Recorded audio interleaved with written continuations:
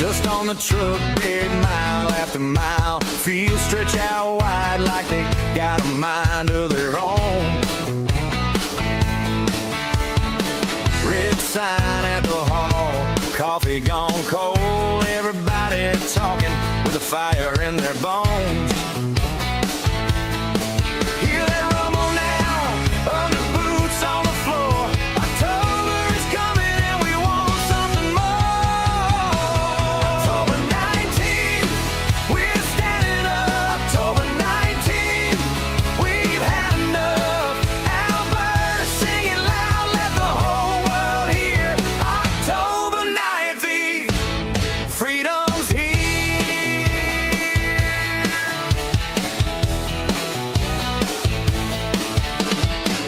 Hard hats on hooks, checks run thin, hands on the ledger and the same old grin.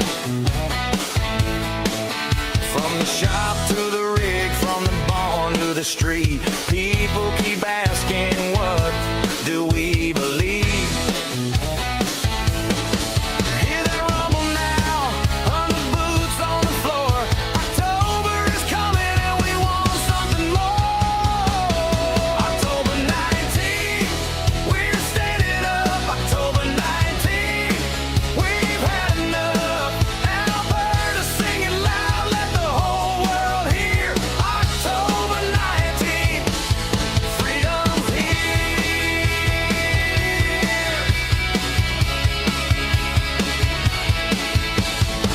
Maybe you call it a break, maybe you call it a line.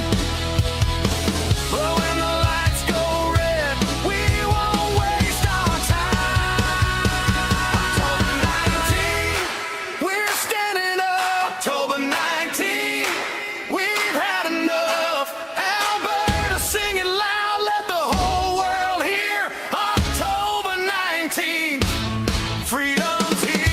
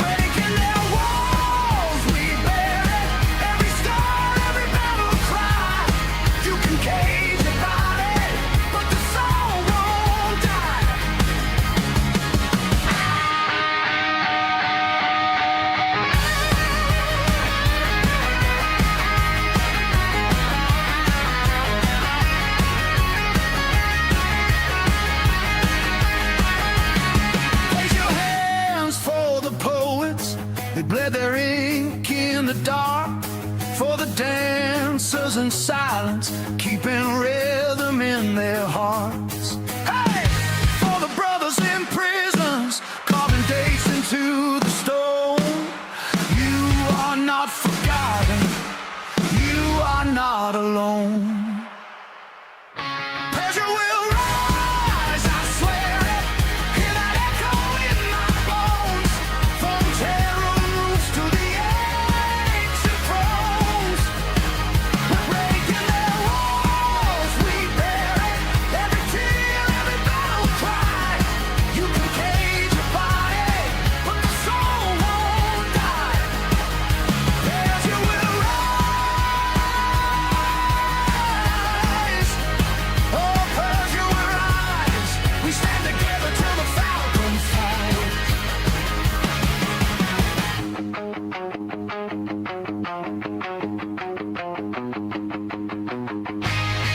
Good morning. Welcome to the NPC show. Deprogramming the world one NPC at a time. I'm your host, Frank. Today is Tuesday, August 11, 2026. Good morning, everyone.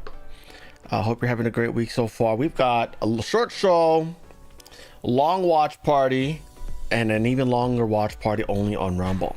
We have a lot to hang out and check out today. So yes, thank you all for being here. Good morning. Good morning to Christian Moore. Good morning, buddy. Don, Christopher Furhas. I almost want to mispronounce that, but you're new here. So hello, Christopher. Good to see Christopher. Bourbon, Pony. Lisa, good morning to you. Barry, Phoebe, Diane, good to see you. Good morning, Diane. Hello, Rhoda, Patriot, Carrie, Bendy, Blazing Slim, and Barry Electronics again. Good to see everyone over on Rumble. We got Campbell, Dixie Sam, Casey Super Trucker, Phoebe, Terry, Josie, Amber, and Jillian. Good morning, Jillian. Hello to everyone over on the Foxhole site. Good morning, Stephanie and Ghost Rider. Good to see all of you. Thanks for being here. We have, again, a pretty short show. Followed by, give me 1 second. Okay, there we go. Pretty short show. It's not really a short show. It's like a regular length show. Followed by a watch party. We got Trump signing EOs. It's got to do with the health jab stuff, guys. We got good and bad news about jab stuff. The bad news is more and more stuff keeps coming out about Fauci, things I got strikes for talking about, but I think we're safe to talk about it today. I think maybe. And then we've hello Josie, good morning. Hope your arm's feeling better. Oh, Josie broke her arm yesterday. Yeah, I hope it wasn't too bad. She slipped on a mat. Poor Josie. Oh. Anywho. So we've got the EO signing. And then we're gonna cut off YouTube, then we're gonna go to Rumble. We've got the China's GEO satellites versus Air Force space robots.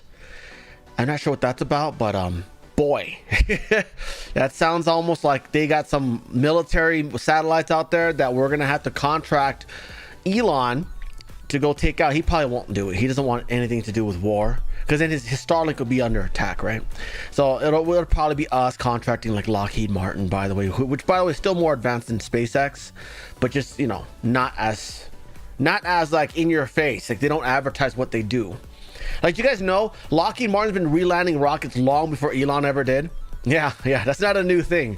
But Elon, again, he wants to be non-military, you know, just commercial, a lot of marketing, a lot of advertising, things like that. He wants you to have confidence in his products and like it. I'm talking about the mass population. That's also why he won't use SpaceX for like war stuff. But so we've got those satellites. We've got Joshua talking about fraudsters who stole $229 billion from Americans. Wow. And then if there's enough people left, we'll watch the well, let me refresh that. We'll watch the a pretty interesting one about farming. You know those watering trusses? Yeah, a guy actually goes out there and like watches and helps them puts it together. If there's still people around, if not, we'll just save it for tomorrow when there is people around, because it looks like we're gonna be dragging it 2 hours already. No one's gonna be here. No one's gonna be here at 3 Eastern. So that'll probably be tomorrow.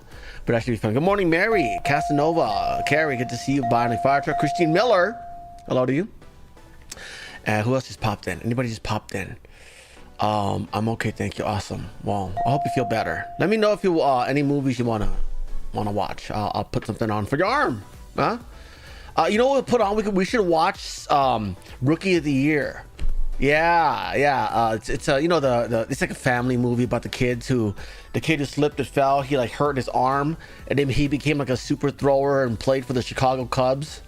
And he's like 12, something like that. Yeah. We'll watch that. Something arm. Let's look for movies that are broken arm related. Anybody have an idea? Let me know in the chat. Hello to everyone who just popped in over here. Nobody. Anyways, good stuff. Her right arm. Yeah, she's one-handed texting right now. I'm surprised you got all the tags in. That's amazing. Anyways, let's get going, guys. What is this? Is this news? Oh, Colombia. Casualties in Colombia. We got new numbers. That's not good. We'll add that. We'll add that in to the show. Telling you, don't let China build your buildings. Don't let China be involved in anything where your life depends on it. I know most people don't think about buildings collapsing because most countries don't build buildings like that. But man, yeah, Venezuela's casualties are over 6,000. Yeah. Kenny knows that movie. Funky, you funky Paul Lovin'. Yeah, it's a great movie. It's from my childhood. Yeah. Yeah, earthquake casualties. We got that added. What is this one? Uses the name to push running in deep red pro-Trump lead. India. Is this person running as a Republican? Who is this? No, he's a leftist. Okay, that's not news then. No, we already know they're crazy. Anyways, let's get going, guys. And by the way, if you're wondering where we do our watch parties, this place here is where we do it. It's a place called pilled.net, Pilled.net. The spelling is right there, Pilled.net. You can find me there. It's a very quaint platform. A lot of patriots. It's quaint enough where I can get away with piracy. Because unless I'm buying a commercial license, that's exactly what it is. But I don't care because I hate Hollywood. And it's a Disney movie as well. So as much as we can to like ruin their revenues, that's a good idea. You know, I rented once. I recorded it. We watch it over and over as a group over there. It's a good time. Yeah. So, yeah, hey, check out that place. Look for me. I'm there. Let's see. It was filmed in Minnesota? Really? So it wasn't filmed so they didn't film that at Cub Stadium? We're talking about Blazing Saddles. I'm not sure what we're talking about anymore. Hello, Dave Stores. Good morning, buddy. Thanks for hanging out. Good morning to Paul Casanova. Kenny, good to see you. Lisa Finley.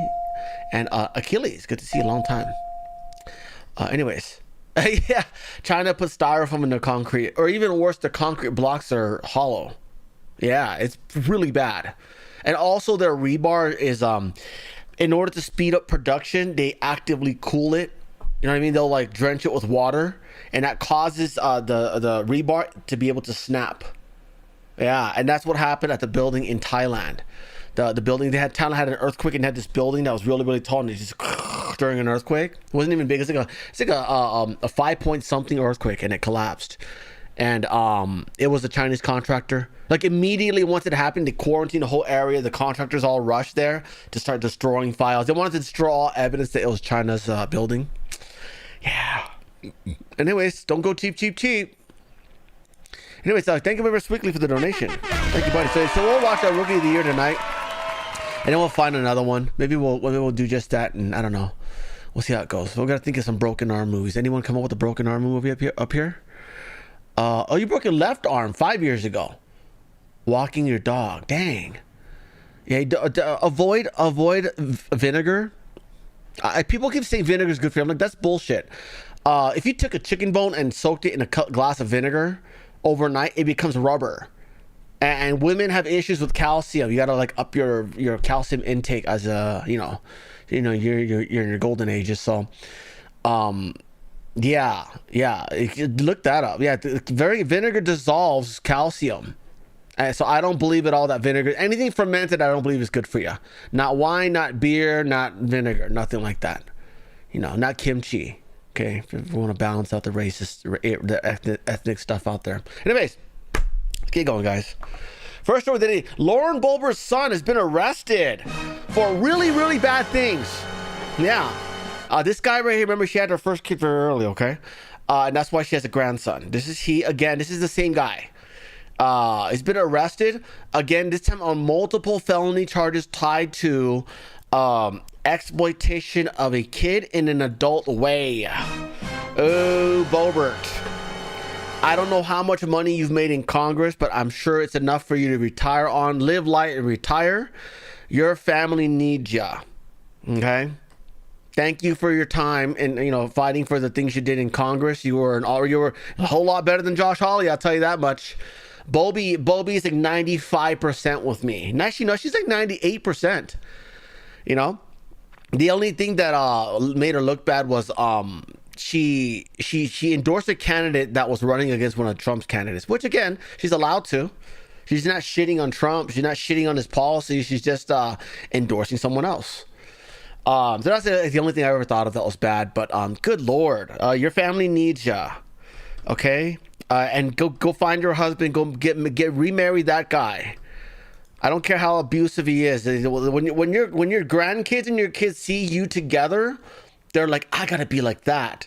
But no, you get divorced and shit goes bad. You know how many? I knew a girl, a Vietnamese girl. Okay. Guy used to get straight A's. Okay, well, he's at the beginning of her high school year, got like AP classes, got A's in all those classes as well. As soon as her parents got divorced, she became a complete slut and got bad grades and didn't get into a good college. As soon as that happened, because your model for how life should be and how you should behave and how things should be went bad. He probably saw her video in the theater, you know, and unfortunately for her, because she's a politician, because she's a public official. People dug that out. Now, if she was a private citizen, just worked running her restaurant in, you know, was it Colorado Springs or whatever, wherever it's at, no one would have dug into that. You could have messed with anybody you want in the back of in a dark theater, and no one would have said anything. But now he's seeing that, he's like, okay, that's acceptable. I'm gonna be a pervert as well. Yeah, you need to go back to your family, Boebert. You don't need that kind of money. It's really not that. You don't need that kind of money. Holy shit. Anyways, yeah, he's in trouble. He's in trouble. And we'll see what happens. You know, he hasn't been convicted yet, but again, this is the court of public opinion. We do it to everyone. We got to do it this time around as well. Boebert's got to go back home. Okay, don't worry. Someone else will fill your seat who's hopefully not around. Hopefully as good as she was. Yeah. Arrested. Arlie says arrested for porn mustache. That's hilarious. 2 points for Arlie. Anyways. Next story. A man yelling Aloha snack bar attacked 3 policemen in Toulouse, France. Yeah, this is what they voted for. Ooh, look at that. Oh, you're pepper spraying it into shit. You're pepper spraying it into shit. You got 3 cops, 2 of them are women, and it took that much to get this guy, and most of the pepper spray ended up on your partners. This is France now, guys. City of romance, like that, right there, guys. That is an example of the city of romance, right there.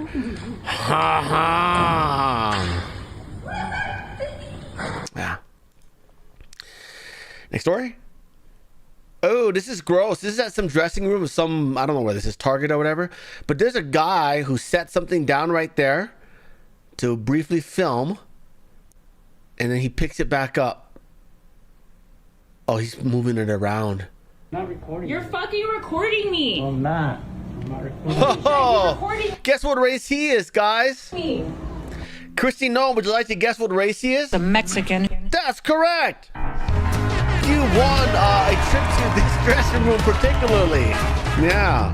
I'm sure you won't be taking me up on that offer. He's recording me. I literally got a fucking... Bam! Pepe is all hell. Look at that. And he's got the mustache to go with it. Yeah. Now you're famous. Now you're really famous. You wanted to record other people, and now people are recording you. Huh? Next story. You know how Mom Donnie's been trying to do that tax on the second houses that you might own? I don't know what it's called, a second house tax or whatever. A judge has stepped in and blocked it. Yeah, a judge stepped in and temporarily blocked it, which bizarrely, by the way, a Democrat-appointed judge did this.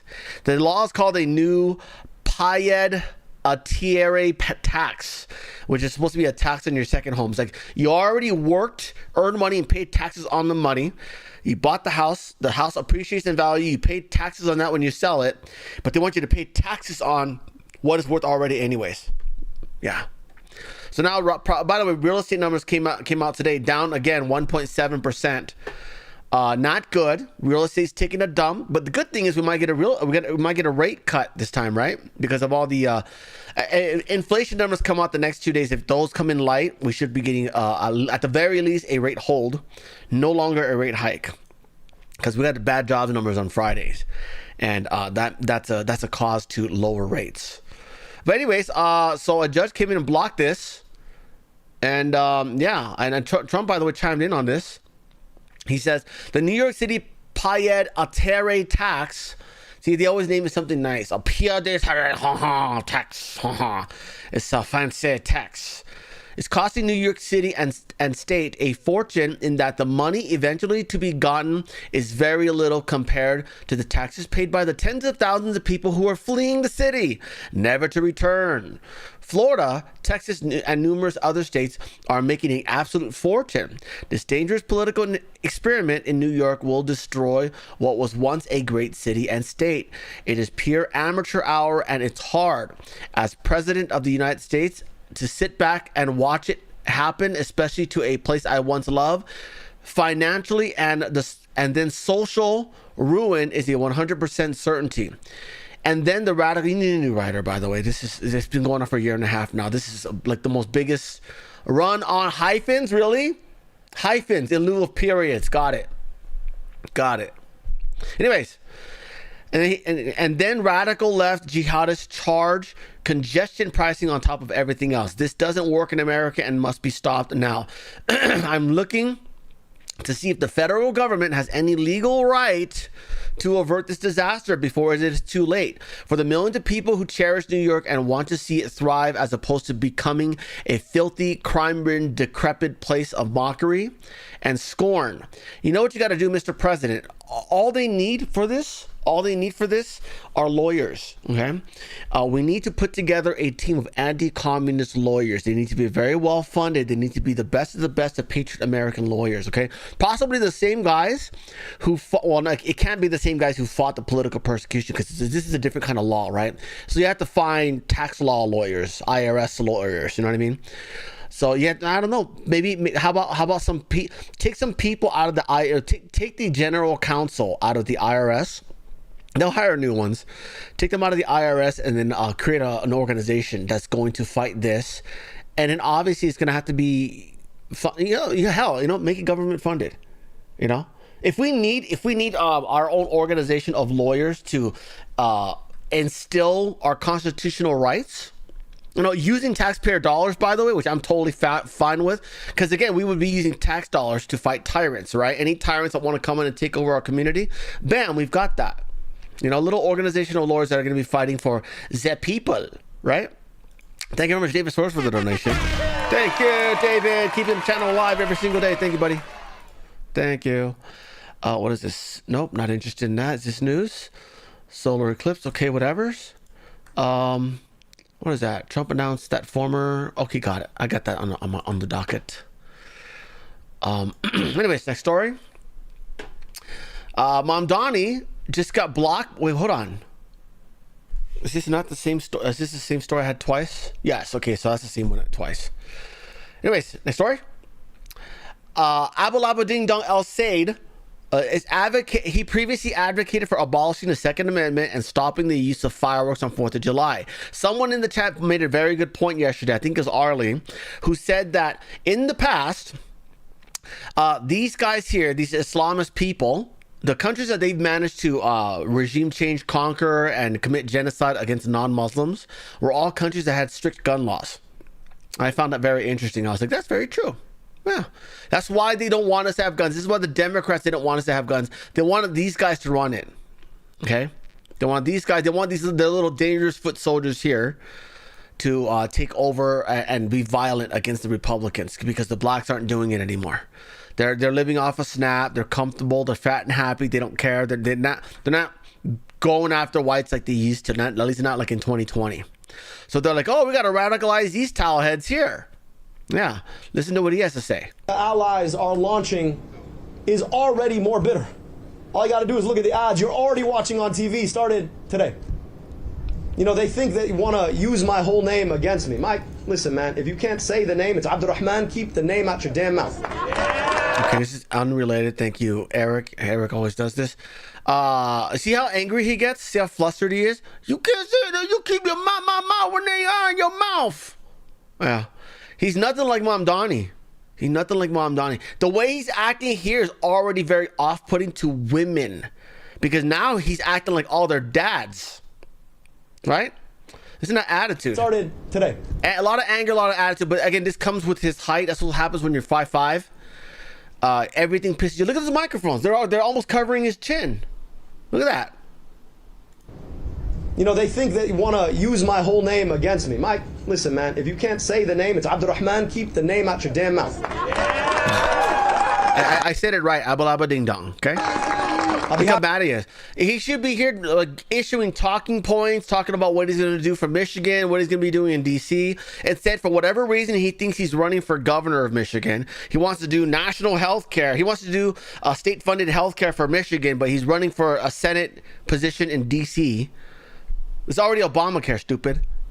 Anyways, so this is Abba Ding Dong here, being flustered. I'm gonna address everything everybody say about me. I don't know why I'm using a black accent. I'm sorry. I'm just used to making fun of y'all. Anyways, little Napoleon San Mexican here. The Mexican. San Mexican here can fuck off, Mr. Abba Ding Dong El Said. That's probably to me. He's probably mad at me. Tiny man next story. A former organizer for the DSA communists, his name is Jake Altman, says that there's a major divide between casual members and the hardcore activists running the organization. So remember, this is used to be a party that was like, oh yeah, we're gonna work with the Democrats, we're gonna screw over the Republicans, and now they're pushing all these policies that's very off-putting to Democrats, especially to women. You know, unless you're a white woman, then white female liberals love this stuff because they love rape. Yeah, he's here. He's outing them. He's telling us exactly what has been going on. Here we go. Makes a distinction, an important distinction. DSA itself makes a distinction, an important distinction between paper members, who are people who give the organization their credit card and never come to a meeting, and cadre, who are hardcore activist members who show up to all the meetings and do all the work. The cadre are incredibly radical. The paper members might be, think AOC and Bernie Sanders are great and let's get Medicare for all. That is not the hardcore that's running the organization. It is not. They are extremists. They believe, many of them believe, that any means are justified to achieve their goal. They are explicitly revolutionaries. They want to pull down our government institutions. They want to pull down our economic order. And they really do believe this, that they can build something better in its place. DSA itself makes a distinction. Yeah, that's why they built better things in all the other countries, right? Yeah. Yeah, and don't even think about counting the UAE and Saudi Arabia, because those guys made their money selling oil to capitalists. They won't be anymore, though, since we're drill baby drilling, right? Zero imported oil from Saudi Arabia in the month of June. First time in like decades. First time in like 50 years or something like that. Crazy stat. Next story. A co-chair of the DSA Communist Party, Megan Romer, describes her political journey from the DSA. She herself says that she got her first fill into liberalism, aka communism, because again, the Democrats have been imposing communism on the Republicans, okay? And then just calling it liberalism, like deplatforming us, debanking us, silencing opposition, okay? Now, she heard all of this from Jon Stewart. She said it herself. So again, all these guys, these Jon Stewarts and these Bill Mahers, who are now against the DSA, get banned, get fucked, okay? You guys all did this to yourself. If there is a second Holocaust in this country because you let these towelheads take over and they slaughter all your people, you better hope that there is a United States of America 2 to come save ya. Okay, because last I checked, London has no rule of law anymore. In London, if you're Islamic, you can get away with any law because a jury of their own peer is all Islamic. They're never going to convict their own. And guess what they're going to do here? The same thing. Yeah. So if you're Jewish and you get your throat cut by an Islamist in New York, you better hope there's some blacks, whites, and Chinese people on that jury. Because if they are nothing but towelheads, which again, Mamdani won, did he not? Yeah. And with that happening, don't expect justice to work for the Jewish people anymore. And again, this is all you liberal Jews who did this, okay? Michael Rappaport, okay? Jon Stewart, Bill Maher, you all did this. You all did this to yourself. Now you got to go sink another Titanic to go steal another country. Good luck rebuilding that one. Good luck building that one up to be like a superpower like America. These guys are going to be the ones with the F-47s, right? The battle cruisers, the nukes. All the nukes are going to be Islamic controlled. Yeah. Good job, liberals. Good job, liberal Jews. You did it to yourselves. Thank you very much to all the people donating. Oh, well, that's a lot. Thank you very much to Swiftly 0 o'clock, as well as Sanjo and Sanjo again. Thank you, Sanjo, twice. Thank you, buddy. Anyways, let's get going. Oh, thank you, Curious Cat. Meow, meow, meow. Look at that. Thank you. You're awesome. Keeping the channel alive. Jon Stewart voting for genocide. Congratulations. You did it to yourself, buddy. They don't even have to like DNA test you. They just look for like your noses and be like that guy, and that girl. Gone. Yeah. Anyways, next story. Dana Nessels refusing to attend a Democrat convention due to, they're saying, threats from radical anti-Semitic left. I had no idea she was Jewish. If she is, okay, that would make sense. The other reason might also be because you're a dyke. Yeah, she's a scissor sister, guys.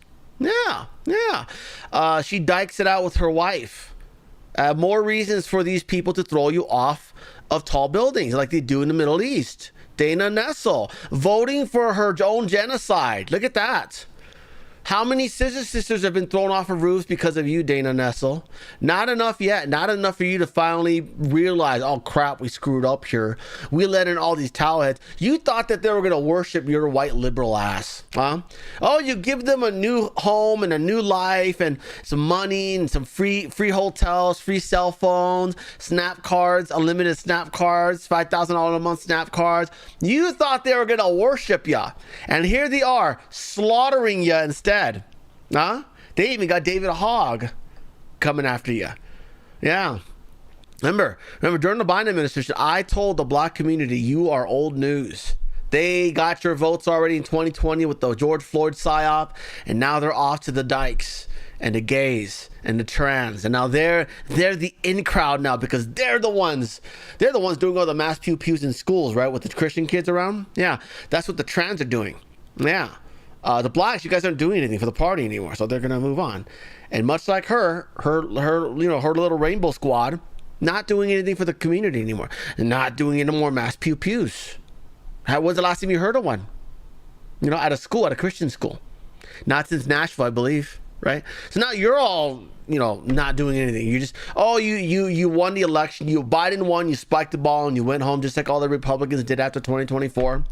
And they're like, we need another radical group to do our work. Let's bring in the towel heads. They'll get rid of these annoying scissor sisters. They'll throw them off of buildings, and then they'll work for us. And then it's like, oh crap, David Hogg switched sides. They don't like us.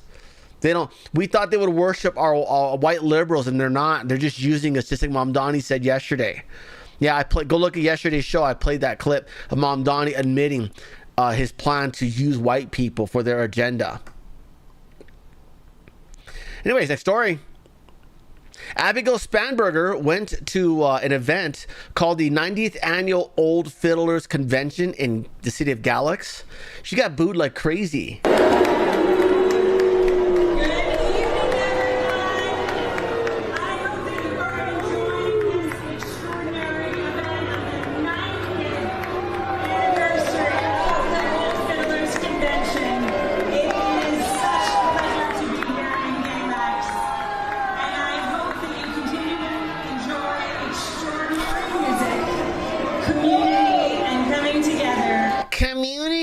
Shit, yeah. Wow. Wrong audience. You see, the same reason why Dana Nessel didn't want to go to the DSA event, you also shouldn't be at this event either, okay? It's like DSA here, GOP here. You're right there, okay? Avoid both sides, okay? You're stuck in the middle. You are without a home. Democrats are without a home now, okay? Holy shit, you guys are dumb. You guys are dumb. You better hope the white supremacists fix this country for you. Last I checked, they're busy farming, okay? They're busy growing food to feed all these Islamists who are stealing it and shipping it overseas to stock their mini marts in their home countries. Yeah, the fun fact, that's been going on too. Next story. Off to Dr. Evil. The text messages from Fauci have been released, and apparently this guy knew about the Rona jabs causing miscarriages. And he hid it from the public. He only told people privately. Yeah, I can clearly remember that there was a day in Parliament in Canada, in Ottawa, where one of the representatives, one of the people, one of the conservatives, one of the CPC members, or the PPC members, I think, was saying that, hey, we did a test. We did they basically asked some people, like, oh, have you been jabbed or not, right? And apparently for the Rona jab, and I still got to use keywords because YouTube still might strike me for medical misinformation, because YouTube loves death. They love miscarriages. YouTube hates life. Okay. So they'll promote abortions. They'll denigrate life. Oh, it's totally a good idea to off yourself in Canada. Yeah, YouTube would do that. They'll strike me for this one. But the person in Parliament said that there were I think there was like 7, I forgot it was a 7 or 17, I forgot which one it was. There were about 17 women who were pregnant, got the jab, and all got miscarriages. Every single one of them. 100% of the people, 100, think about that for a second, okay? 100% of the people, the women that you talked to who were pregnant, all got miscarriages and all happened to get the jab. Yeah, and this guy knew about it and he hid it from the public. Yeah, there's a text. Fauci wrote, I asked around a bit more and another issue came up that you need to be aware of. Since many people have significant cytokine storm and fever after the second dose, this theoretically could be associated with miscarriage in the first trimester. And Dr. Walensky, remember her? Says definitely a good point, especially after dose 2. So both of them knew about this. Neither of them came forward with the information. Now, in other countries, if you know about something, like I'll give you an example. In Greece, you know, those wildfires they've been having. It was actually arson. 3 people did it. 32 people were aware of it. The other the 29 who were aware of it got arrested just for knowing and not saying anything about that. Now, I don't know if I don't think we have anything like that in this country. Now, when it comes to public officials, that might be a whole nother thing. Okay, this could be negligence or willful ignorance. Those two things we do have laws for. Although, oh, and by the way, we'll get to the part and stuff later, but let's check this out real quick. Later, publicly. Thus far, with thousands of women who were pregnant, having gotten the vaccine following the EUA, there have been no red flags of anything that anyone would be worried about. There are severe adverse outcomes for mother and baby during COVID-19 infection. Therefore, it is extremely important for pregnant women and women planning to get pregnant to get vaccinated.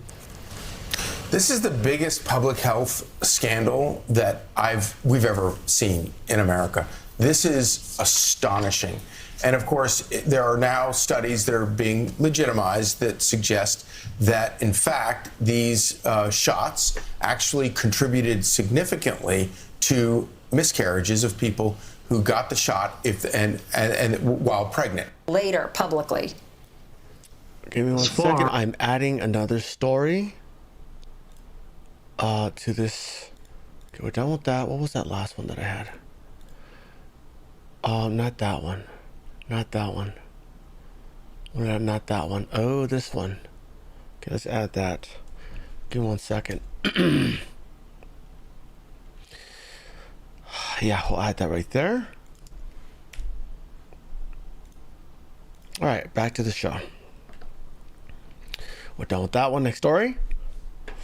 Florida's AG Uthmeyer dropped a chilling line to Fauci, and he says this is more explicit evidence of deception and his defrauding of the American people, especially these pregnant women, these moms. James Uthmeyer is from Florida, the AG of Florida. Him and two other AGs from 2 other states are all all investigating for state level charges against Fauci. Because remember, even if that pardon sticks, okay, Biden's pardons do not apply to state level crimes.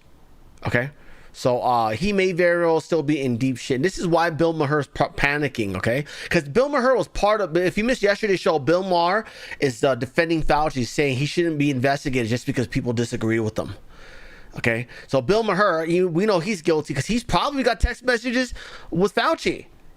Oh, you need me to lie about this? Or maybe perhaps Dr. Walensky or one of Fauci's partners, right? At the HHS, he might have text messages from him that they need to tell Maher, hey, the thing about the miscarriages, don't talk about that, but tell your friends not to get it if they're pregnant. Oh, okay, but don't talk about it. Oh, okay, yeah. He's probably worried because he's got text messages like that circulating around, and that's why he's like, oh, we shouldn't prosecute just because we disagree with them. So Uthmeyer's going after him. The pardon's only in national crimes. These are state crimes. These are different. Revelation from Senators Johnson and Paul that Fauci was concerned about a theoretical problem with miscarriages upon the second dose of the vaccine because of a potential cytokine storm. Yeah, this is more explicit evidence of deception and his defrauding of the American people, especially these pregnant women, these moms. I want to thank Senator Johnson for... That's Uthmeyer on the phone. So hopefully things happen with this. I gotta be honest with you. I think someone's gonna off him before he gets to talk. Can you imagine him forced to talk and then he rats out Klaus Schwab? Can you imagine that? It's like, yeah, this is a whole global operation. I'm not going down by myself. Can you imagine that? He's gonna go out like Epstein, guys. Yeah. Trump chimed in on this. Trump indicates his administration is actively finding ways to circumvent Biden's auto pen of Fauci and other auto pen signed documents. He basically stated that let's hear what he has to say. Here we go. Expert on the auto pen thing, because I'm not an auto pen guy, as you see. I'm not sure I ever used an auto pen, but I signed my name a lot each day. People like the signature too. It's a good signature, I guess, but people like it. But I watched. I heard stories where generals being promoted to a 4-star general, and he's standing probably in front of the president, and the president takes the papers and hands them to his people, and they go into a room. They come back 15 minutes later, it's signed by an auto pen. And they move the general over. He stands in the back of the room in the Oval Office for 20 minutes with his family. Well, they send it out to be signed by an auto pen many times. But what happens is Biden will always say, I gave authorization. Thank you very much, Sexy Red, for the donation. Sexy Red says, communism and Sharia law are the same thing, the Muslim Brotherhood. Yeah, that is correct. Thank you for your donation. Thank you. He gave authorization. So he's always going to say that because, he'll lie. He won't even know what the question is, but they'll get him to say that, right? So once he's authorized, once he authorizes, so the real question is, do you have to have it authorized in writing? Right. And so what he's saying is that, yeah, the signature was there, but did Biden even know about it? And did he actually authorize the pardon? Okay. So this has been something we've been talking about for over a year now. Okay. We haven't seen a lot of action, and I believe it's because they're waiting for Biden to check out. That way he can't come forward and lie and say, yeah, I completely authorized that. And then this is what I'm talking about here. Biden, his cancer has been spreading, and he's at a point now where he's actually in pain. That is according to Hunter. So he's actually very close to being on the way out. I think they're going to wait for him to be gone so that he cannot lie and say, yeah, I signed those all. I approved all of them. I just didn't want to sign them. Hunter Biden says his father, former President Joe Biden, is facing a worsening battle with prostate cancer. The cancer has spread. Is metastasized into his bones and further. It's very painful. Joe Biden, who is now 83, was the oldest person to serve as U.S. president. and his age became a political talking point during his term, ultimately leading to his late exit from the 2024 presidential election. Biden revealed his cancer diagnosis in May 2025, after leaving the White House. The only thing that I say about my dad, about his health right now, is I wish he would complain more, because it's not good. His son says his father still speaks out on issues important to him. The former president is expected to release a memoir, Promise Me America, after the midterm elections this November. Dude, I hope you spill the beans, guy. I hope you burn the whole swamp down. I really do. That book will be the hottest thing ever in life if you just like spill the beans, you know? Like, oh yeah, 9/11 was totally an inside job. Can you imagine all that? They'll have to start saying things like, oh yeah, the guy's got dementia, he's out of his mind, he's watching too much conspiracy theories. Oh jeez. Anyways, yeah, so he's on his way out. So I'm expecting that after he's out, that is going to be when we start really going after the auto pen stuff. Because we've been waiting on the auto pen investigation for some time now. You know? Next story. President Trump, next to RFK yesterday, signed a major executive order to drastically reduce the amount of childhood jabs for babies, down from 72 to 11. Yeah, you know why 11? Because those are the 11 that the EU do to their kids. Well, we've got 72 because at some point in this corrupt government's history, they granted immunity to Big Pharma from lawsuits. So they started, not only did they start passing childhood jabs willy-nilly, all the law only applied to new jabs that were created after that date. So you know what they did? All the jabs that already existed, they made new versions of it so that it would apply to that law.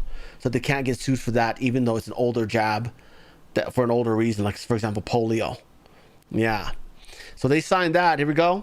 I'm delighted to be here in the Oval Office as our administration takes another historic step in our mission to make America healthy again. Today, we're proud to officially announce the United States of America's gold standard childhood vaccination recommendations, and that has to do with many subjects, but including autism in particular. I want to thank the man who has done more than perhaps anyone else to bring about this real revolution. Okay, anyways, this is a bit long. Separate visits. Yeah. They signed an executive order to minimize that. He also says he went off on Big Pharma. He brought out charts, guys. Yeah, ripping them for pumping 72 vaccines up to kids. And says here, we will now only do 20% of that each visit. Yeah, so he's not only is he lowering the amount that's recommended or required, or whatever, I don't know how it is. I think it's required by state level based on this recommendation, but it's also encouraged to be spread out more. Five visits instead of 3. Okay, not so complicated. And we think we're going to have a tremendous result from doing that. Very simply, large amounts of vaccine, large amounts of like vats of vaccine are currently pumped into your child's body. And we're doing 20% of that at each visit. And we'll let time elapse between visits so the body can handle this massive amount of fluid being pumped in. I think it's going to make a big difference. You know, there are some groups that have virtually no problem with autism. And Thank you very much to Juana. He says, because of the Rona fraud, I don't take any more jabs. I will only take a rabies jab if needed, but still reluctantly. Also tetanus. Thank you very much for your super chat. Thank you. Back to this. You know, I have to say this. They're groups that aren't big into the world of vaccines. So there's something wrong when we see record numbers all the time. Every year for years and years, every year gets higher autism. And we think we have a very good recommendation. Well, here's the other thing about the autism thing. A lot of them is fraud, right? So I wonder what the new numbers will be going forward. You know, how many kids are being treated for autism now that the fraud has been, corrected, right? Next story. They're also no longer recommending the hepatitis B, Rona, or influenza jabs for kids. Look at that. I've heard bad things about the Also, no, it's Hep B. I thought they were talking about HPV. So they're no longer recommending that for kids. You can get it when you're older, I guess, but you're no longer required to take it. Hi, Marie. Good to see you, dear. So good stuff. So we're making progress there, cleaning that out. Next story. Trump's DOJ sues New York, Connecticut, and Vermont for giving illegals in-state tuition and financial aid while Americans pay more. So if you're not aware, if you go to an out-of-state college, you have to pay more money. If you're coming from another country, thank you very much, Kathy, for the 10 gifting 10 memberships. Look at that. Thank you, Kathy. Thank you. Congratulations, Mobo, Jojo, Spit Fretchy, Benton, Steel, Let Me Refresh, Arkansas Dave, Stacy Smith, Crowd, Crows and Gallows, and Royal Vibes. Congratulations for receiving gifted subs. I hope you renew them in a month when they expire. It's only $3 a month and helps keep the channel alive. Thank you very much. Thank you, Kathy, your doll. Thank you, Firefighter Kathy. Thank you, dear. Awesome. Okay, cool. Let me get back to the show.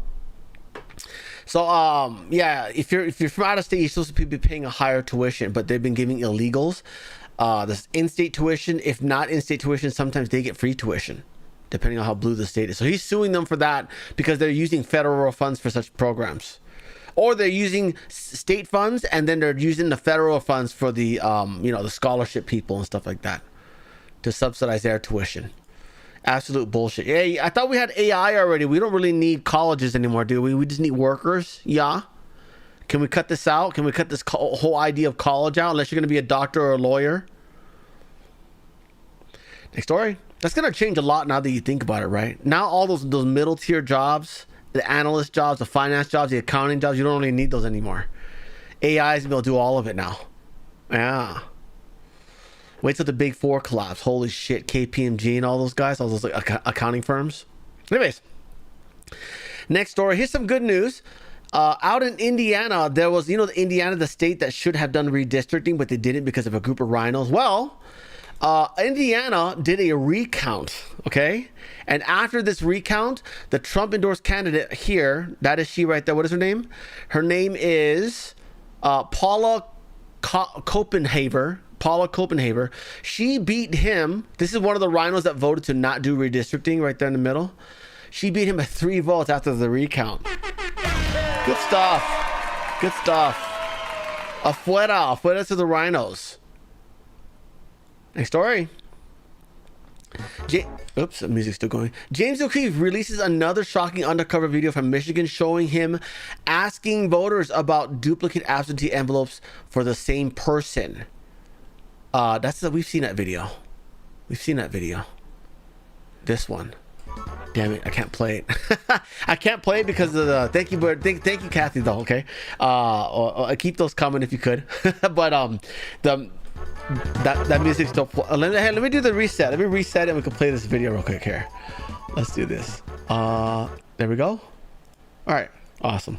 Thank you, Kathy. Sorry. Anyways, here's him going to a house and asking them, door-to-door interviewing affected voters. If you see here, you've got 2 different absentee ballots under your name. That's illegal, right? That's illegal. It's against the law, yeah. Oh shit. Don't worry, sir. We're not after you. We're after the fraudster, okay? The guy who voted on your behalf. Scrape one of them off or something? Can I scrape it off? OMG has discovered duplicate absentee ballot return envelopes in Detroit, Michigan with shockingly different signatures. Oh, look at that. It's not even close. Look at this. Look at that. Lauren Andreth. And then we got here freaking Sam Chang over here. It's not even close. Not even close. So we visited voters who may have been affected to interview them on Michigan's primary day, August 4th. But it's your signature is on both of these. Okay, these signatures just match though. That's pretty close. Anyways, guys, if you want to check it out, give James a follow. James O'Keefe III on Twitter, or look for O'Keefe Media Group on YouTube. Yeah, OMG Media. O'Keefe Media Group stands for OMG stands for O'Keefe Media Group on YouTube. You can find a whole video. We're gonna watch the whole 20-minute video there. Thank you very much, Sean Joe, for another donation, buddy. Thank you, Sean. You're awesome. Yay. Next story. Oh, look at this. So you remember the incident where Trump had to board a plane and then switch planes and kind of like, avoid an assassination attempt by Turkey? Well, he was going to Turkey. It was Iranians and obviously the radical Muslims living in Turkey. So again, Turkey's responsible for that. Okay. I don't care. Oh, it's not us. It's these bad people that we allow to live here and probably give government aid to. That's bullshit. If they're living there, it's your name on it. Okay. You don't see us freaking allowing our citizens to fire missiles into Mexico. Even though we would love to. A lot of us would love to, would we not? Anyways, so some video actually came out of this incident in here and what they had to do. Here, Trump was actually videoed getting onto the plane. Okay, now if you look here on the left side, you see the window, how it's closed. So what they did was they told everyone, the press pool and all the staff, you got to keep the windows closed. We're going into enemy territory here and we need to stay safe. The light from inside the windows will give off our location. So here he is walking in. Okay. Hey guys, I'm walking in, you know, and while he's in, and by the way, they didn't do a press gaggle during his flight here. And here's the funny thing. See that little airport catering truck? If you don't know how these trucks work, let me show you real quick, okay? Airplane catering truck, okay? It's a truck where the the box, like the box truck in the back, the box can actually elevate like this. You see that? It can actually lift up that way, and it has a platform as well that actually goes out so that you can load food, beverages onto a plane. Open image new tab. There we go. That is what a catering truck looks like. See, it's a truck right here. It's had this box back here. You could probably load it from back here, and then you elevate it up, and then it can vary its height. You can line it up right with the door. It extends out, and you can move all the stuff in. Okay, well, Donald Trump used this catering truck right there that you can see right there, and he exited the plane inside of that box. Okay, and this is why they told see all the windows are closed, every single one of them. That's why they told him to keep the windows closed. They probably taped them shut so that they couldn't open it and accidentally get a gander of Trump in the box or whatever, or wherever he might be. Okay, but he's actually in there right now. In the food in the catering, it must smell delicious in there. I gotta say. So that catering truck then went over to a was it a C-10 or C-32A? Okay, another plane to load it up with food. Okay, but really they were also loading the president into the other plane. Okay, so this is how they managed to switch him into a different plane without letting anyone know, so they won't know. Oh, you got to target the other plane instead, right? So that's how they did it. The funny thing about it is that the press pool was left on that plane. It's like, hey, if they get killed, it's Iran's fault, right? It's Turkey's fault, right? Yeah. So again, you can't tell them. You can't tell the press pool. Secret Service cannot tell the press pool because it'll give off Trump's location, right? So you just kind of let them be, right? Here's the funny part. CNN is livid about that, okay? They're mad because they got left on a plane as a target, a sitting duck as a target for the Islamic regime. But it's okay because, guys, most of the press pool supports Iran anyways. So if Iran kills the press pool, that's on Iran, target the most secure aircraft in the entire world. And this whole ruse seems to have been put together very quickly on the ground there in Turkey by the White House, Secret Service, the national security apparatus. Throughout that entire NATO summit, President Trump had almost seemed preoccupied with the threats on his life by Iran. They've dated back years and years, and he kept talking about them over and over. But it is really only in retrospect that we're now starting to notice signs of what was afoot. For example, when reporters got on that old legacy blue and white Air Force One, they were all asked to lower their window shades, which made it so they could not see that catering truck, which we now know the president had been bundled into and moved to that other aircraft that he flew from Turkey to the UK on. We also noticed that when the old legacy Air Force One landed in the UK, it took an unusual amount of time for the doors to open and for reporters to be left off, which would have allowed time for the president to get back on the plane, only to walk off again in full view of the cameras. So it's all, I think, this very elaborate shell game that the Secret Service and the White House orchestrated. You know, the White House, in a statement from Stephen Chung, the communications director, said that, quote, as the president has said recently, there are many enemies of America who have their sights on him, and we use every tool at our disposal to address those threats. That doesn't necessarily match with the explanation that the president put out at the time for this switch in aircraft between the Qatar-donated Air Force One, which is that black and red plane, and the Legacy Air Force One. He said at the time that he wanted to show it off to troops who were positioned in the UK. Now we understand that it is these threats from Iran that led to the switch. It all, I think, also led to the people who actually did fly on the blue and white plane, you know, reporters and staff, to become unwitting decoys in this ruse, which I think is disconcerting for anyone who flies on Air Force. Womp womp, womp womp. The job comes with risks, okay? Many journalists get killed overseas. This is the risk that they take. One regularly. Yeah. So. And, Just try being president, okay? That's a job with one of the highest kill rates out there. Berman points out unwitting targets, you know, decoys or targets in this case. Thank you so much for your reporting there. Okay, next story. Sorry, I got no more stories coming up. Next story. Let's off to Iran. Casualties reported after a ship was struck by an unknown projectile. This is at the Red Sea, not the Hormuz Strait. So this is done by Yemen, and I'm not going to say Houthis, okay? Because Yemen allows them to live there. This is your responsibility. This is your country doing it, okay? So there are casualties reported in this one. On the other side, over here, a Panamanian flag was hit. However, it was not hit by Iran. It was hit by the United States. Why? Because they were carrying terrorist oil. We got them way over here, guys. Look at that map. Look at that map. Yeah. They tried to sneak some of that terrorist oil. Look at the direction they're going. They're going that way. They weren't going south. They're headed to China, India, Malaysia to go launder this terrorist oil. Okay. And they got hit. That ship. There's a mess right now, by the way, just so you guys know, okay? It's a big mess happening right now. But again, we got to stop the terrorist oil. It cannot be going around funding terrorism, okay? The fish are just going to have to suck it up. I'm sorry, fishies, but we are fighting for your freedom here.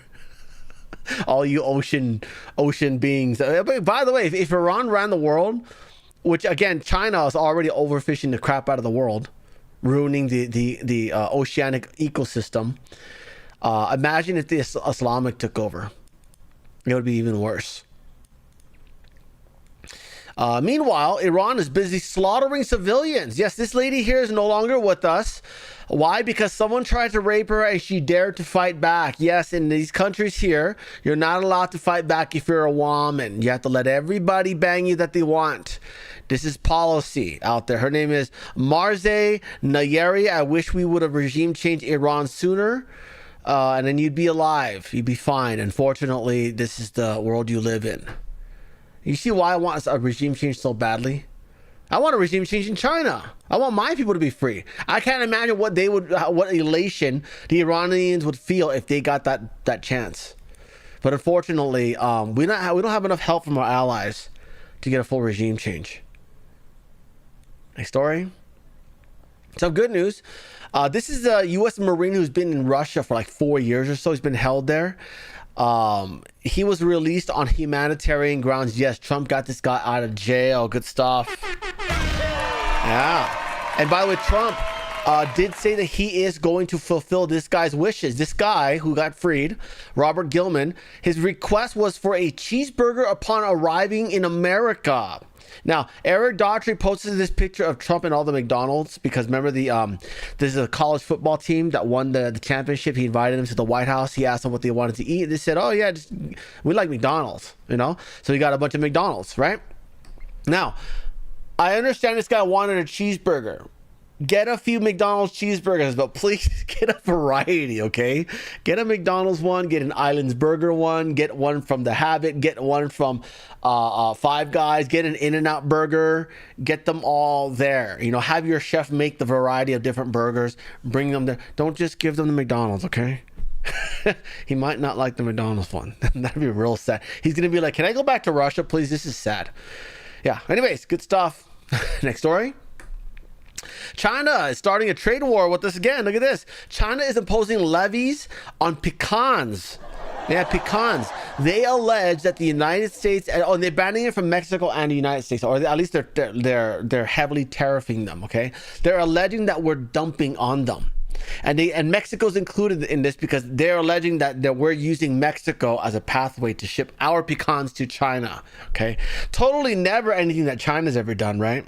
Right. It's funny that these pecans are coming in from Mexico, but you're tariffing us. But then you have a problem with us tariffing you for fentanyl coming in from Mexico from you. That's funny. Funny little like. At least our products aren't killing anyone. Okay, unless you really have at it, then that's a whole different thing. Okay, but yeah. Boebert is coming to visit the White House next month, and they're starting a trade war right ahead of it. They sanctioned like 6 American companies recently. They sanctioned European military companies from buying rare earth from them. Yeah. What next? I'm guessing they're going to be sanctioning us for rare earth soon. Yeah. Next story. The drop toll for Ebola is past 2,000. Listen to those happy children of white farmers who won't be slaughtered by these people who have passed from Ebola. Let her rip, guys. Keep it going. I hope the jabs are doing good. Oh, yeah. I didn't think about that one. So there's what was it? I forgot what university it was. Cambridge University, but not in America. This one in the DRC. They're doing clinical trials for a new Ebola jab. And I think we know about the history of these jabs actually giving you the thing that they're trying to cure, right? So if they've been passing out these jabs, jabbing people with this stuff, and you're healthy and it gives you Ebola, and then that's what's causing this number to skyrocket, because that's double from where it was a month ago. Okay, imagine if that's what's going on. Yeah, we got to thank Billy Gates for that one. I don't know where this jab came from, but I'm gonna assume he's responsible for it. Him and his dad are both eugenicists, right? Doing a good job out there, Billy boy. Can you help please balance out the world's population? We need more good people, less shitty people. And by shitty, I mean anybody darker than me. Heyo, I'm kidding, guys. Next story. 11 French nationals have been detained for drug trafficking. Okay, this is a stock photo. That is not an actual photo of a French person getting arrested. Okay, although I would be very interested to know the names of these Frenchmen. Okay, were any of them named Mohammed? Were any of them named Ahmed? Were any of them named Abdul El Sayed? How about Mamdani? Did they have any of those names? Nothing listed here at all. Okay. And a stock photo of white hands being handcuffed. Again, insider liars. They are big liars. They lie about everything. You're telling me you couldn't have given me the names of these people? I bet you could if they're actually white, huh? These Frenchmen got arrested. Yeah. Something tells me a Frenchman is not going to go to Thailand to traffic drugs. Okay? Holy shit. Anyways. We know what demographic it is, okay? It's the Africans. It's the Africans or the salami people. Next story. Ooh, this is a big one. Look at this. UK radio broke the rules by announcing King Charles's death. Oh, are you telling me he's already dead? And you broke the rules because you announced it too early? Is that what happened? Yeah, I think he's gone. Remember he's been dealing with cancer? Wow. Radio Caroline accidentally announced King Charles III has died in May and apologized after airing false messages. Or should I say too early of a message? I don't know. So this is in May. He was in D.C. like a month ago, right? 2 months ago? Something like that? So unless they had a body double, The national anthem played, followed by 16 minutes of silence. And the presenter apologized 30 minutes after the messages. Ofcom said the very significant inaccuracy and delay breached. Inaccuracy and delay breached. So you're supposed to delay the news until we were ready to...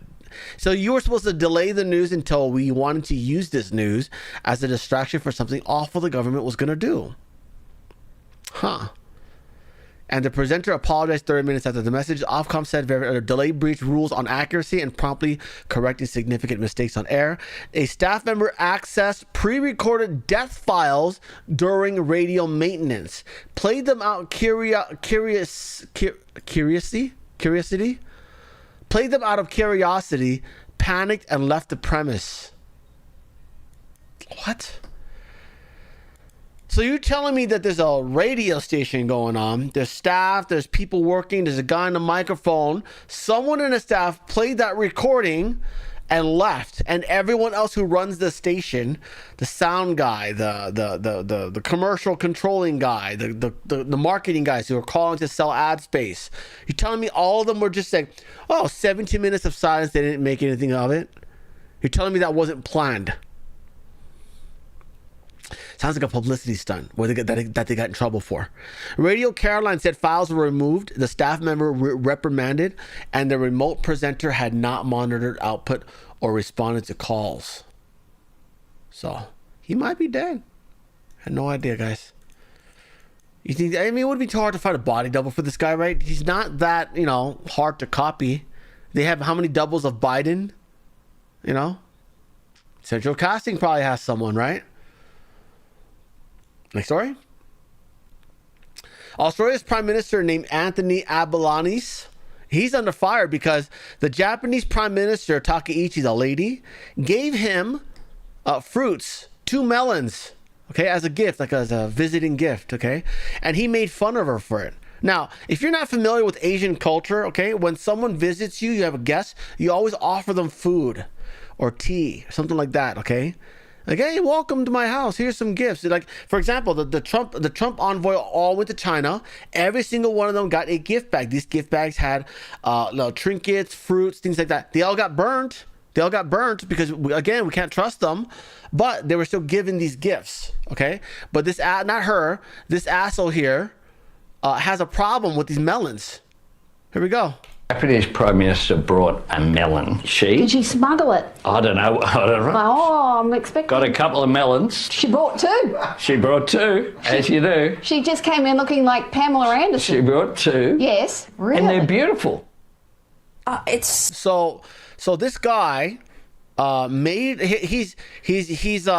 has a problem with this gift. Meanwhile, he doesn't have a problem with his citizens getting slaughtered by Islamists. It's funny how like you try so hard to protect Muslim people, but when someone's nice to you, like an Asian, you take it. Oh, I'm just gonna go ahead and make fun of them all I want because they're not gonna fight back. Oh, okay. It sounds like Asians need to start stabbing people. It's so inappropriate, so offensive. And I mean, you're a former diplomat, Dave. I mean, how would that go down with Sanai Takaichi? It's gone down terribly with Japan. I mean, Japan is too dignified and polite. I'm telling you, we never should have stopped Japan from invading all these guys.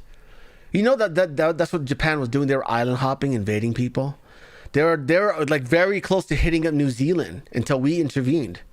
Wow. Things J.D. Vance doesn't want to do. Things that Marco Rubio would do. Things that Trump would do. Intervene in evil, right? In this case, we probably should just let it go. I don't know, just an idea, just a thought. We'd have less Islam right now if they did, right? The nation to make their anger known publicly. This is one of the highest order diplomatic insults you could give. The gift was a genuine and valuable gift, which has a high status in Japanese society. And here's the Prime Minister of Australia, the leader of our country, our chief diplomat, making fun of a foreign leader, making lewd and sexist remarks about a female foreign leader of one of our closest and most dependable partners. I can't overstate what a diplomatic blunder. This just goes to show you he does not care about not offending people. Right? They're just terrified of the Islamists.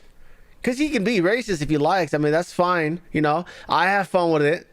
This wouldn't have been a big deal, except you're taking away First Amendment rights from your own citizens who are critical of people who are slaughtering them, coming in with their Muhammad Bibles and shit.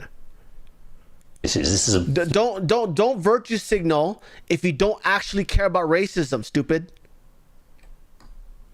Japanese watermelons is trending. That's interesting. Betty Boop is trending. Let me refresh this real quick. See if this, maybe on your end. You know, this what's happening is different for everyone else. Yeah. Inc. 5,000. What is that? Anyways, next story. The drop toll in Colombia so far is up to 224 people. I'm gonna go ahead and blame Chinese construction. We know they build crap, and that's why people are dying from these collapsing buildings there. 3,000 remain missing. The casualty count in Venezuela is already up to 6,000. Both countries have been very chummy with China over the last few decades. I'm sure Chinese construction companies built a lot of these places that they live in right now. And that's probably why. Yeah. Oh, you were just saying that. Cool. Okay, got it. Thank you. Anyways, prayers for Colombia. I hope we've already got help sent on the way there. I know Rubio's already committed, I think, $10 million to help them out. It's fine, guys. It's a drop in the bucket for us. Next story. Traditional fireworks show in Spain goes horribly wrong when a pyrotechnic device veers off course and hits the audience. 27 people injured. That looks glorious. Please tell me there's a video in this article. Yes, there is. Yes, there is. We get to see the glory, guys. Is there any more? There's more than one. Okay. Cool. Here we go. Oh, that's a big one. Wow. Wow. Okay, let's go check out the other ones. Oh, this show became fun all of a sudden. How about this one? This is the same one, just cropped. That was a different angle.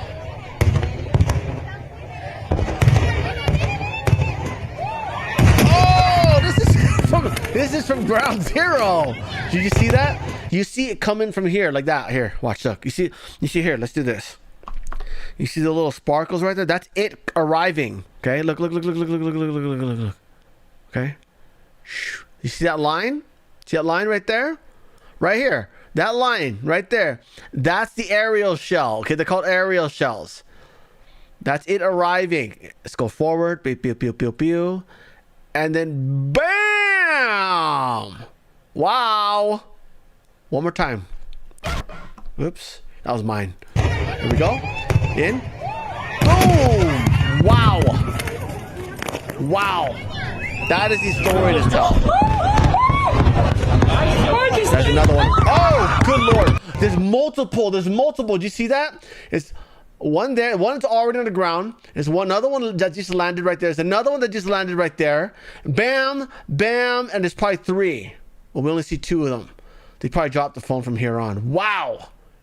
Wow, so this wasn't even like one straight aerial shell. The whole cake tipped over and just went tick, tick, tick, tick, tick, tick, tick. Holy crap, man. Hope they're okay. Well, this is Spain. You can always count on Spain and their DEI staff to fuck up a fireworks show, right? Next story. A severe thunderstorm battered parts of the Midwest. A trucker is captured on video in Morris, Illinois, showing tree branches and limbs scattered across the highway as he continued driving through the storm.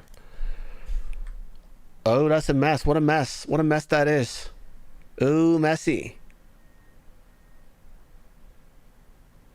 Wow. Yeah, it's hot where I'm at. I wish I had your weather. Good Lord. Anyways. All right, guys. We have more to watch. We have Trump signing EOs. And then we're going to... Trump signing EOs, and we've got a Q&A, and then we're going to cut off YouTube. We're going to do a watch party on Rumble. We have three to watch today. Two to watch. Two to watch. We had one called... one titled China's GEO Satellites versus Air Force Space Robots. That's by Roman Baumakov, and he's a really great journalist, so... if he's doing a piece on it, it's probably going to be really good. And that sounds interesting to me.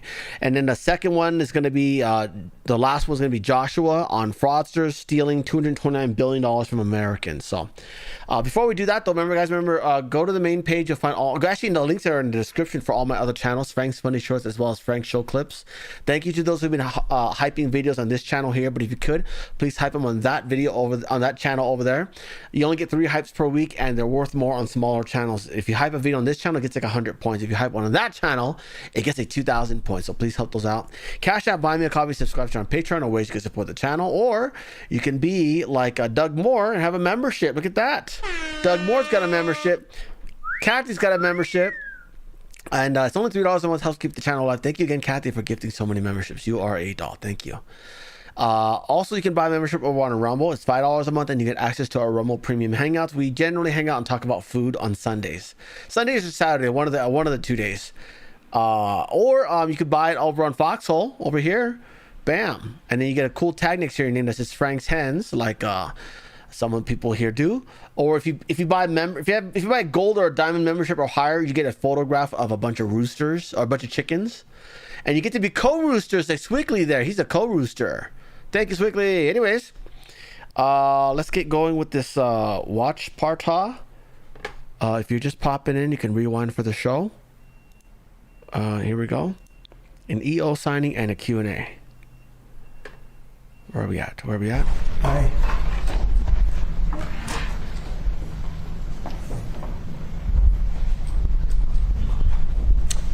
Well, thank you very much. And this is something very important for all of us. And it's a vaccine EO. I'm delighted to be here in the Oval Office as our administration takes another historic step in our mission to make America healthy again. Today, we're proud to officially announce the United States of America's gold standard childhood vaccination recommendations, and that has to do with many subjects, but including autism in particular. I want to thank the man who has done more than perhaps anyone else to bring about this real revolution, Secretary of Health and Human Services, Robert F. Kennedy Jr., my friend, and he's doing a fantastic job. I'm proud of you. Give me a very powerful hand to use. Strong guy, by the way.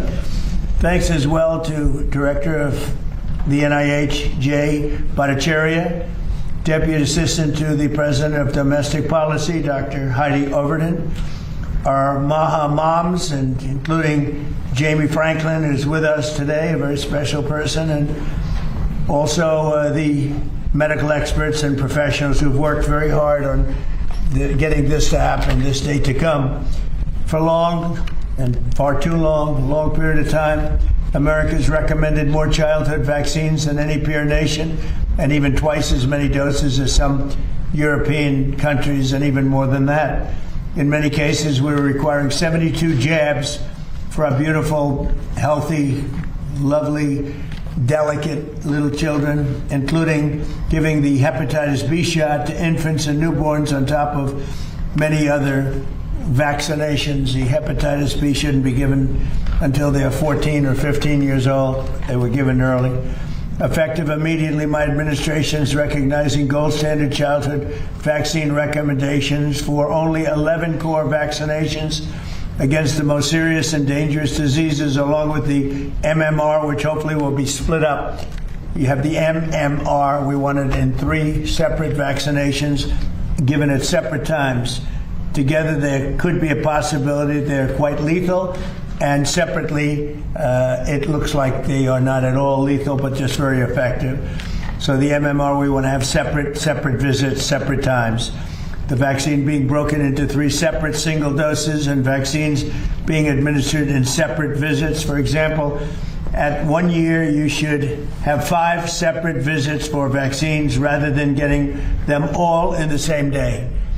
And I saw this early on, and I've seen proof of it, where they have a vaccination thing, looks like the size of a bottle of soda, poured into a little child's body.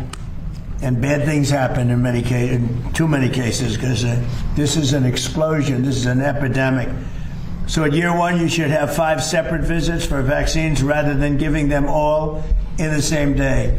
Very importantly, vaccinations for hepatitis B, COVID-19, and influenza, among others, are no longer recommended for all children. In addition, this executive order directs the Attorney General to advance legal challenges against states that violate children's rights to religious or medical vaccination exemptions, for the exemptions. Other countries with high vaccination rates without mandates for school. Now, what we do is you have other countries have very high vaccination rates, and they have not had, and they don't have, it's without mandates for school. Parents can still choose to give their children all of the vaccinations if they wish. It's up to the parents. We're making recommendations that are strong, but it's up to the parents if they wish, and they will be covered by insurance. However, this updated recommendation finally aligns the United States with other advanced and developed nations around the world. More importantly, it aligns us with common sense and knowledge. Decades ago, children received only a small fraction of the vaccines required today. In those times, people were much healthier, and of course, the high rates of autism now observed did not exist. So there's a reason for such epidemic rates of autism, and we're going to bring it back to much closer to where it was. Well, we do not know exactly what the cause is with respect to autism. It is essential to our research efforts that we have the very best vaccine recommendations in the entire world. So we're reducing them. We're changing it to visits over a period of a year and a half, so they get 20% of what they would have gotten in one big shot. A big shot like the size of a large glass of something. This announcement is a major victory for parents' rights, for religious and constitutional rights, and for the gold standard science, and we will continue to do the research and update the recommendations as we learn more, and I think you're going to see some amazing results. I'm breaking it up.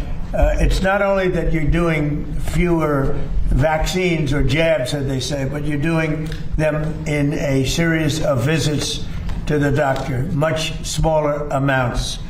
To ensure Americans benefit from these recommendations, my administration is fully committed to using every tool at our disposal, including a review of potential funding and finding. Frankly, we're doing funding and we're doing findings, and the findings will be announced almost immediately as we gain some strong surety. So now I'd like to have Bobby say a few words, followed by Jay, Heidi, and Jamie, and then I'll sign the executive order, which I'm very excited about. Because I came in and I said, I want to find what's going on with autism. It's many, many times what it used to be years ago, and it gets progressively worse, and we add progressively more and more vaccines. So in a nutshell, and you can see it through this, we're breaking up the vaccines and we're breaking them up into time periods. Okay, not so complicated, and we think we're going to have a tremendous result from doing that.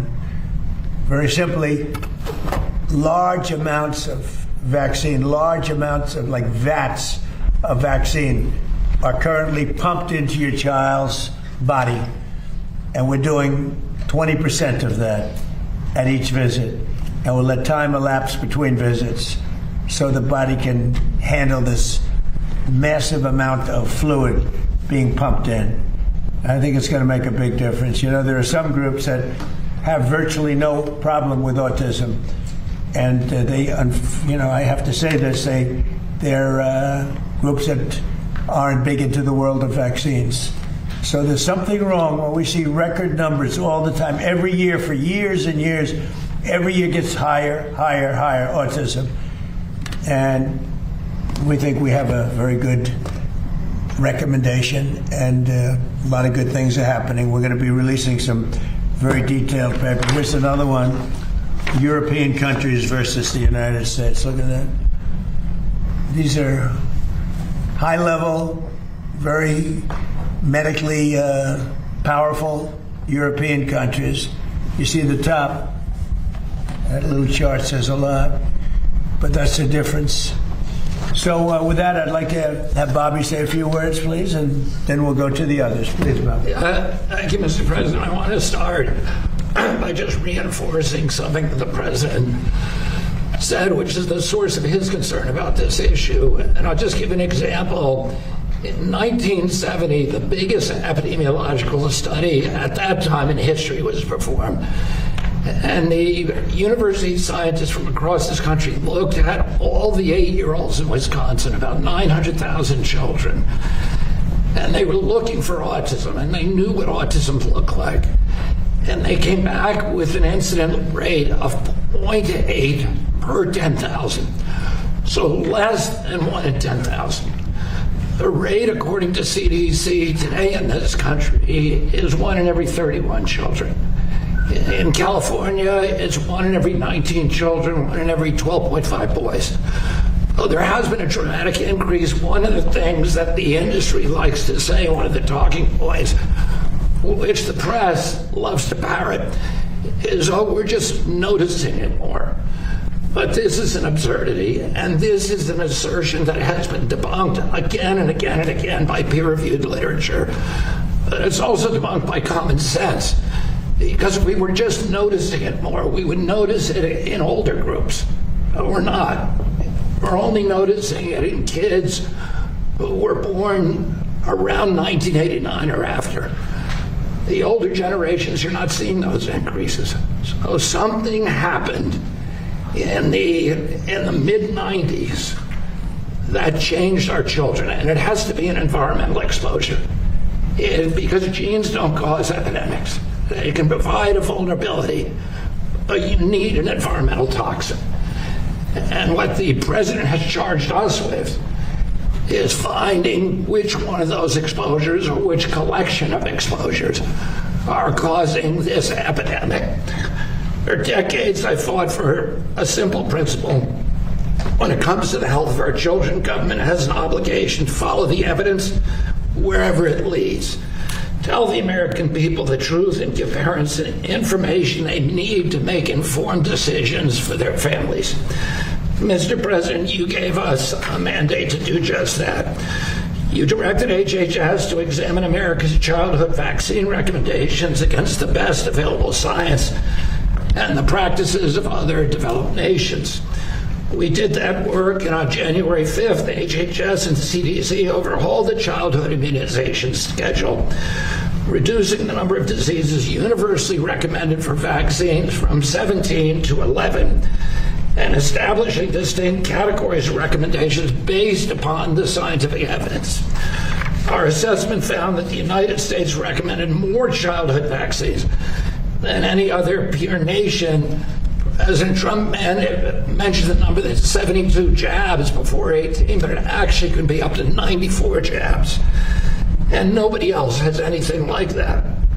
And then many other countries, or most other countries, achieve high vaccination rates through education, informed consent, and public trust rather than mandates. Today, with this executive order, you are building on that work and acting on that evidence. We will preserve access to vaccines, strengthen safety monitoring, expand research, give doctors and parents better information, and restore informed consent and parental choice to their rightful place in American medicine. At HHS, we are already moving across multiple agencies: FDA, CDC, NIH, ARPA-H, NTP, the National Toxicity Program, and other parts of the department. We have already launched unprecedented research effort examining vaccine safety and long-term health outcomes in American children. We are putting some of the largest health data sets in the country to work, including CDC's Vaccine Safety Data Link, FDA's BEST systems, and other major federal and private health data sources. We're pursuing dozens of studies and analyses. We are comparing health outcomes in vaccinated versus unvaccinated children. We're examining aluminum adjuvants, the timing of the hepatitis B vaccine, vaccines administered during pregnancy, and outcomes ranging from allergies to autoimmune disease to autism and other neurodevelopmental disorders.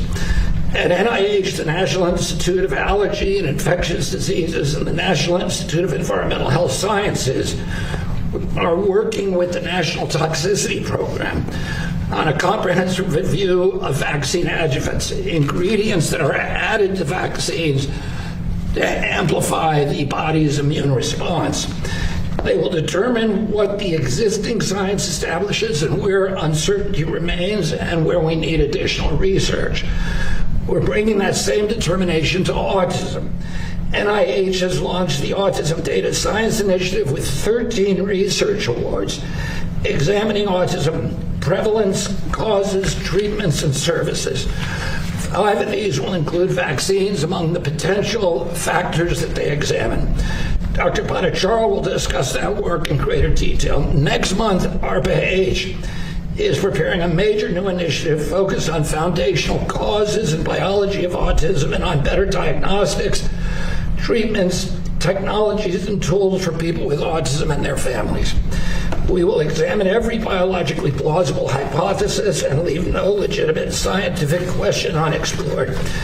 Mr. President, you have told us that you want answers, so do I.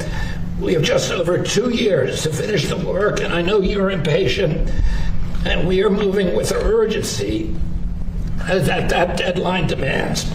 We will bring you actions and findings as soon as they are ready. We will not wait for the 90-day period, and within 90 days, as you have directed, we will deliver the full response required by this executive order. Our task force on safer childhood vaccines was established by Congress in 1986, but went dormant in 1998.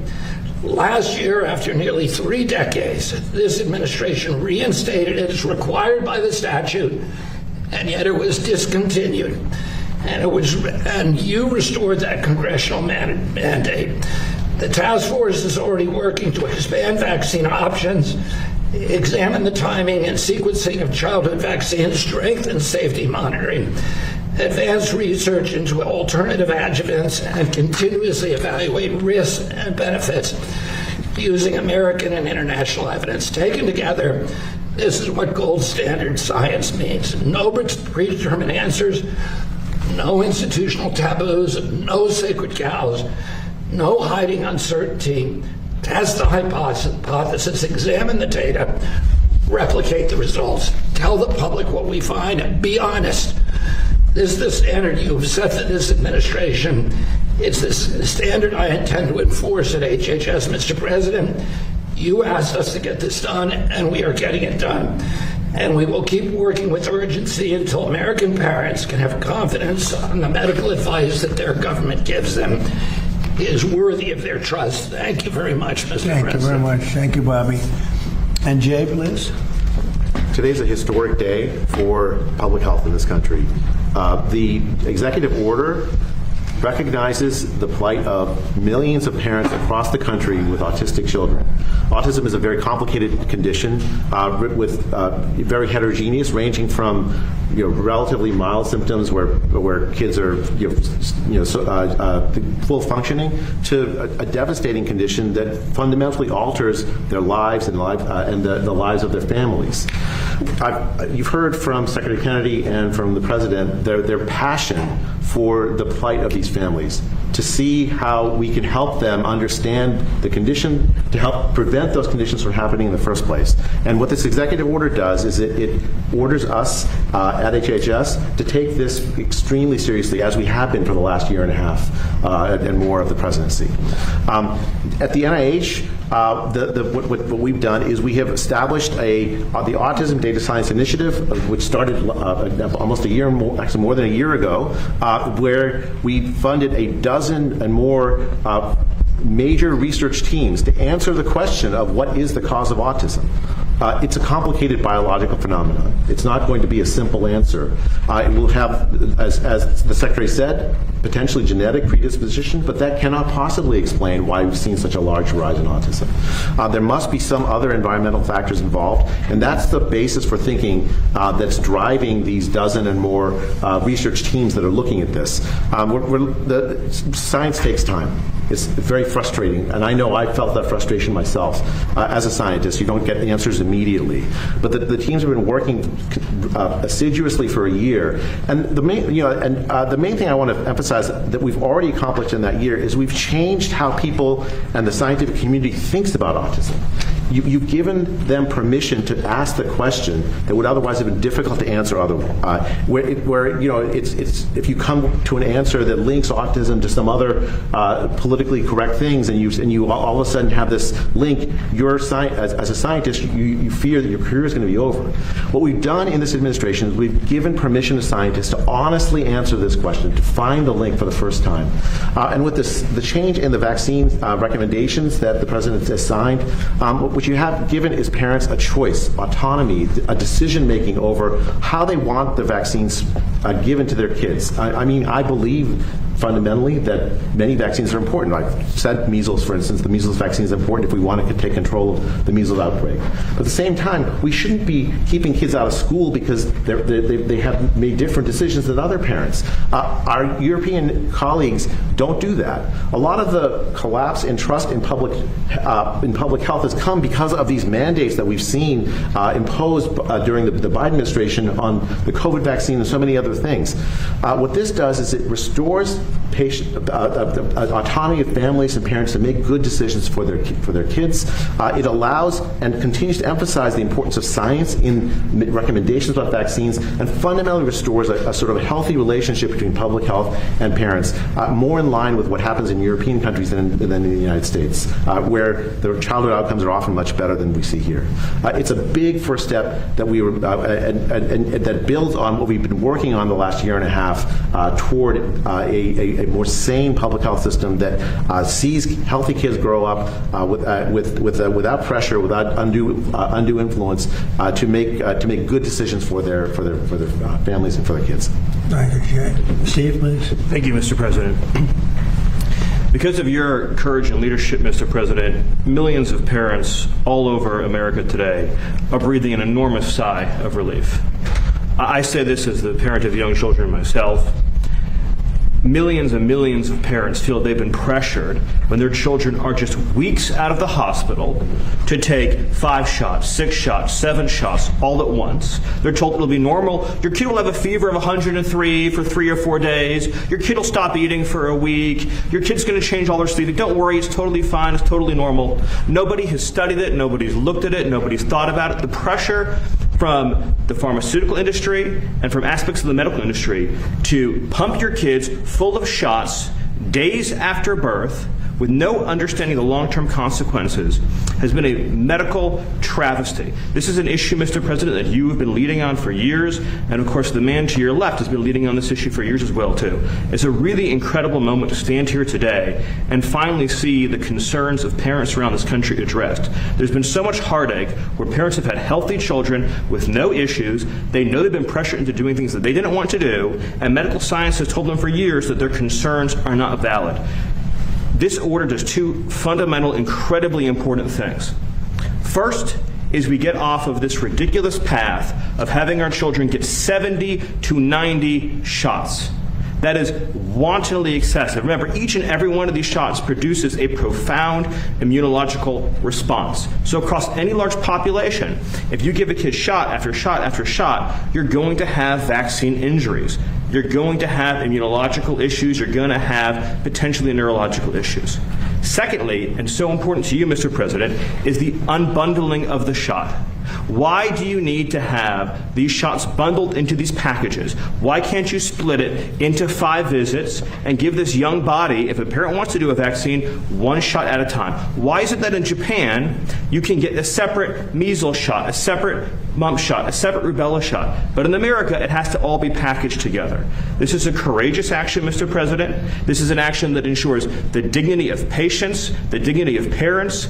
It restores choice. It says we're going to let the parent and the doctor make a sound medical decision.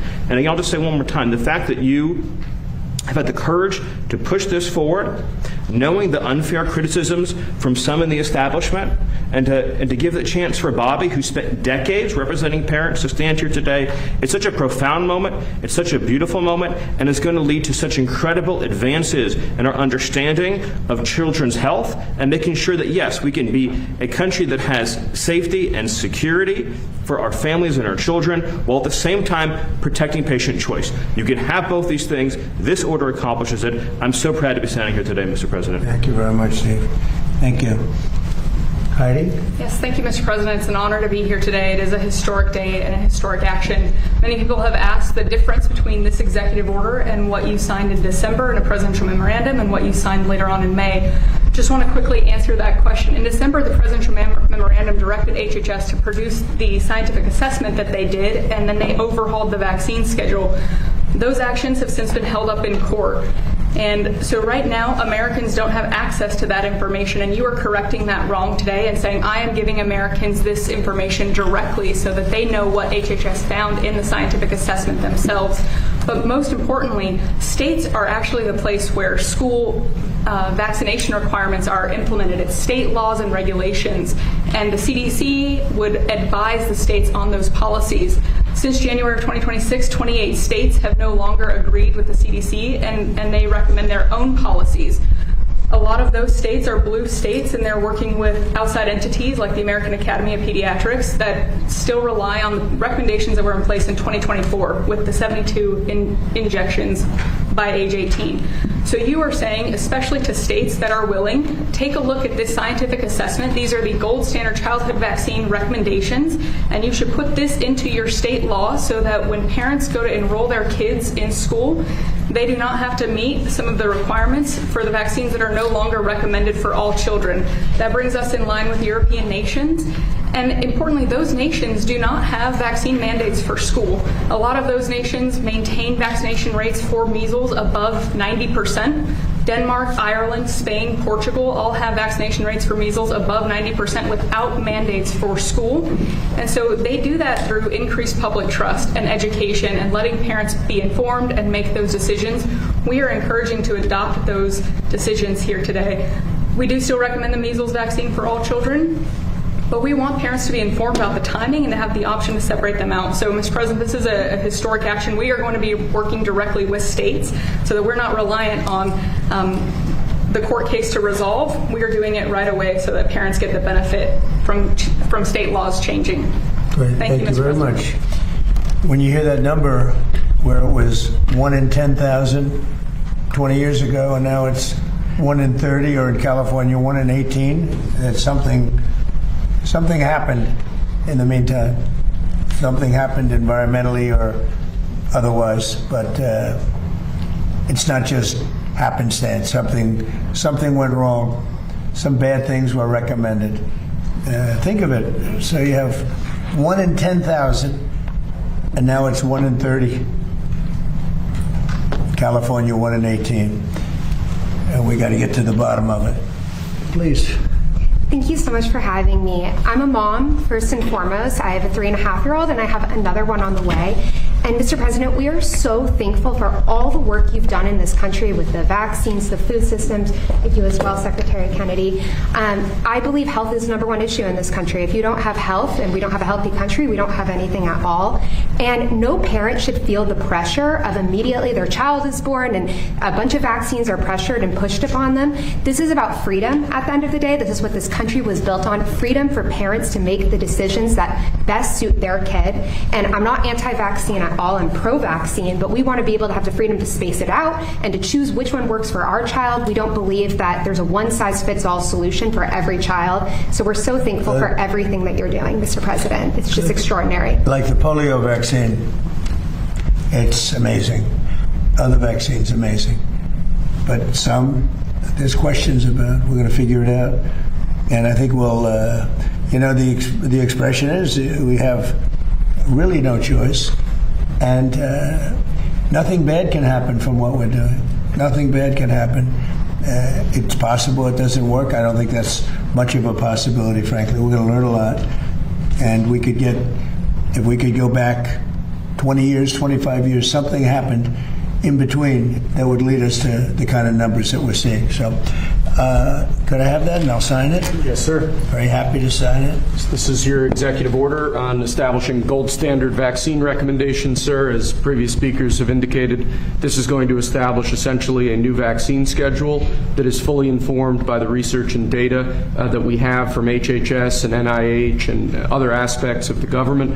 It also takes a very hard line on some of the more paternalistic issues that we've been talking about here, sir, in terms of infringing on parents' religious liberty or really just parents' ability to make decisions for their children. So as Heidi said, this is a very big deal. We're not waiting for anyone else to take action, as you do so often, sir. We're just going ahead and doing the right thing based on all of the best available research to ensure that America's parents and children are being as best protected by the federal government as they can be. Very good. Thank you very much.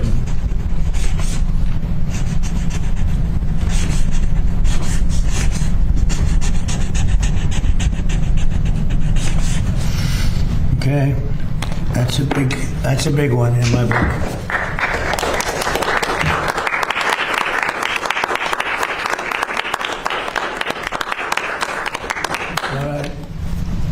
Any questions, please? Mr. President, in addition to this big announcement, you've also been posting about Iran today opposing their latest demands. You said this last round of talks was Iran's last chance before decapitation. So what now? What comes next? You'll find out. Are you still, are massive escalation, is that still on the table? Well, we have that, certainly that ability if we want to do that. Yeah, you'll find out. You said you're low-keying it with them, that you're semi-negotiating. What exactly does that mean? Well, they asked for reparations, you might say, or they asked for money for the damage that we've done. I said, that's a good idea. Well, we're going to ask for money for the damage they've done over a 50-year period. Whether you go SS Cole or whether you go all of the people that were so badly hurt, so badly wounded or killed, many thousands of people, and maybe damages for the 52,000 protesters over the last 4 months that were killed in Iran. We think their family should get damages for killing their person or their child or mother, father that were protesting. It's at least, it was 52,000 a month and a half ago. So now what is it? So if there's damages to be paid, I think Iran should pay those damages. Mr. President, are you frustrated with Senate Republicans and Leader Thune for going home for recess without passing the Save America Act? Well, I think they should pass voter ID. I think they should pass proof of citizenship. Basically, Save America, Save America Act. I think that should be something that we should absolutely get. Mr. President, you're a proud father. Would you have vaccinated your children differently based on the recommendations? Well, I did. I took my children for 5 different vaccinations. In other words, I broke it up. The one visit where they just pump, what seemingly looks like gallons, where they pump so much in. I took all of my children from day one. I believed in this a long time ago. I took them with my wife. I took them through 5 different visits to the doctor. Essentially, they get 20% each, and I had no problem. So it's inconvenient. It's 5 stops, but it's something that I think will have a huge impact on autism. Yeah. Mr. President, Yeah, ma'am, go. The anti-weaponization fund, do you think it's still alive at this point? And are there any options that you're looking at to perhaps... Well, that'll be up to Todd Blanche. He was our new, and who will be, I think, a great Attorney General. Yeah, please. Thank you, Mr. President. Why does the establishment media so often seem to be against even asking questions about vaccines? It's amazing. When you come up with a recommendation for a vaccine, it could be the medical groups, the pharmaceutical groups, I don't know, but it is amazing. There's nothing that we lose with this. If the worst thing that would happen would be nothing happens. We're not going to lose anything. At the same time, we could gain tremendous. We could save hundreds of thousands of lives, millions of lives. And I wish we could have done it a long time ago. We got stopped by court. We had a court, I guess, in Massachusetts that stopped us very early on. I believed in this for a long time, so now we're getting it done. And I think you're going to see potentially tremendous results. Yeah, Dan? Mr. President, a topic on manufacturing. The Bureau of Labor Statistics put out some information last week saying that U.S. manufacturing record manufacturing 4.6% increased in the first quarter of 2026. The Supply Management Institute PMI shows that manufacturing has expanded for 7 consecutive months. You've talked about the American manufacturing renaissance for about 10 years at this point. Given all the statistics and the investment that have come in, do you feel vindicated at this point? So we're doing record increases in the United States in manufacturing. A lot of that has to do with the tariffs because companies are coming in. They're not able to sell their product unless they come in because they have no tariff if they build their product, whether it's a car or something else. If they make it in the United States, there is no tariff. So they're coming in. We have a record number of factories under construction, factories, plants, things as such. Toyota just announced that they're building the largest car plant. They make cars plant in the world, anywhere in the world. They are leaving Mexico and they're coming to the United States. Many car plants, AI, other, they're opening. I will say that they're leaving Canada, they're leaving Mexico, they're leaving Germany, they're leaving Japan, they're leaving South Korea. They're coming into the United States because they don't want to pay a 25% tariff on a car, and they don't have to pay a tariff if they make it here. So we have the largest number of plants ever being built in the United States right now. Hard to believe, right? Because if you listen to some of our past projects, we'd never be a manufacturing country again. And these plants are going to start opening up in about 6 months. And I can only say that the next president will get a lot of credit for what I've done. Please remember, it was me, not them. Mr. President, I think I heard you say that the MMR vaccine for measles, mumps, and rubella is quite lethal. Is there any evidence of that? No. What I've heard is that there are some people that say it is that way. And I say, well, let's say there's a 5% chance of it. Let's split it up. Let's split it up, because they do say that given individual MMR, that given individual, there is no impact. In fact, they've said how safe it seems to be. But I've heard when you put them together, they can be explosive. Yeah. Mr. President, have you spoken with the new Attorney General or Jeanine Pirro about prosecuting Dr. Fauci? I have not spoken to him about that, no. Mr. President, Senators Rand Paul and Ron Johnson released some text messages from Anthony Fauci, and it appears that as early as January 2021, they knew that there could possibly be complications with pregnant women and miscarriages tied to the COVID vaccine. Yet the Biden administration health officials, they didn't change their rhetoric. Your reaction? Well, the Biden administration was a disaster in every way. That would be just one way, but they have been a disaster in every single way. It's unimaginable what they did in that. Forget about weaponization. Forget even about, as important as what you're saying.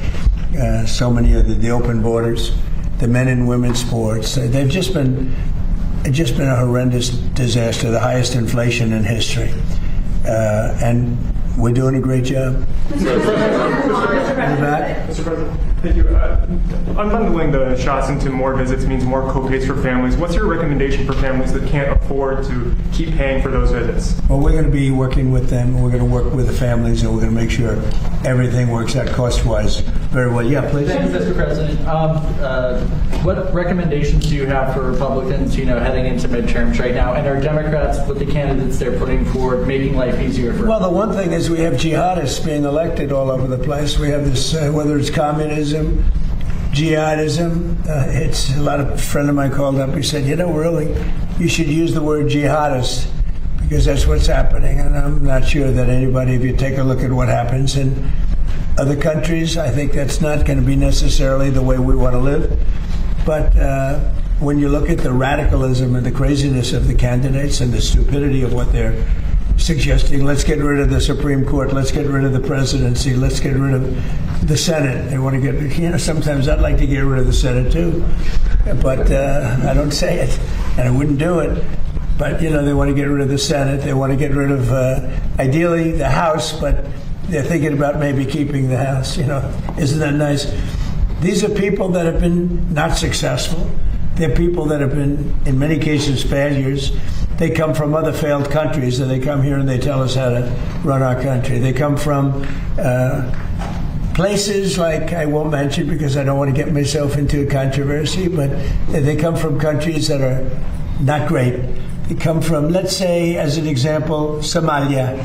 They come in and then they tell us how our Constitution, how our Declaration of Independence, how it works. It doesn't work that way, and they're not smart. They have no aptitude. They have nothing going, and they're telling us how to run our country. And I just don't think it's going to happen. I think that they start off, now I may be wrong, but they start off with a big disadvantage. People don't want to have radical lunatics involved in running our country, and that's what we have. We have people that are saying things that are so crazy. Now they're denying it, or they say, well, I've changed my mind. They want to defund our police. They want to terminate our military. No military. We don't want any military in our country. We don't want our police to be paid anymore. They want our police down to almost nothing. It's doesn't make sense, right? Mr. President, coming back to the subject of Iran, sir, can you give us an estimate of when you think the Strait of Hormuz will be? Well, it's open now. We're taking a lot of shit. It's open now. Look, the only one that has control of the Strait of Hormuz right now is the United States Navy.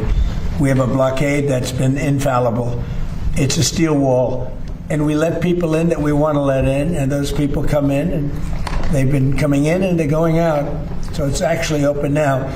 We do not let them go into Iran. They're not admitted into the strait to go to Iran. but it's open for others.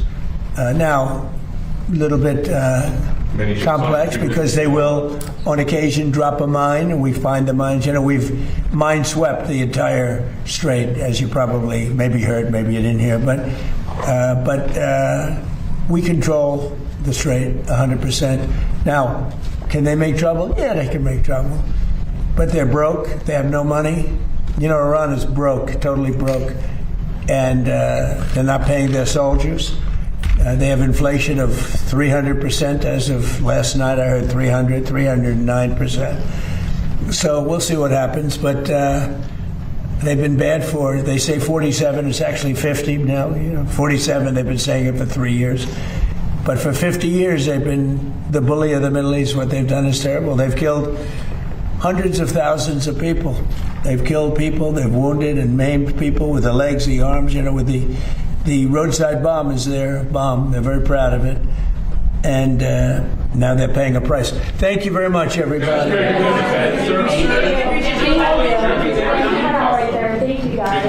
All right, guys.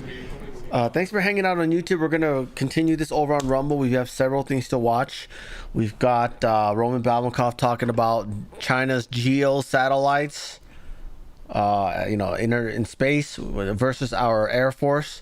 And then also a piece by Joshua titled How Fraudsters Stole $229 billion from America. Well, we can't do watch parties over on YouTube, so I'm going to cut you guys off. Links in the description. When you get there, please make an account and give me a follow. I will see you guys over there. Have a great day. And also type in the chat over when you go over to this place on Rumble, okay? Oh, Jesse, good to see you. Thanks for being here. Anyways, goodbye, YouTube. Have a good day.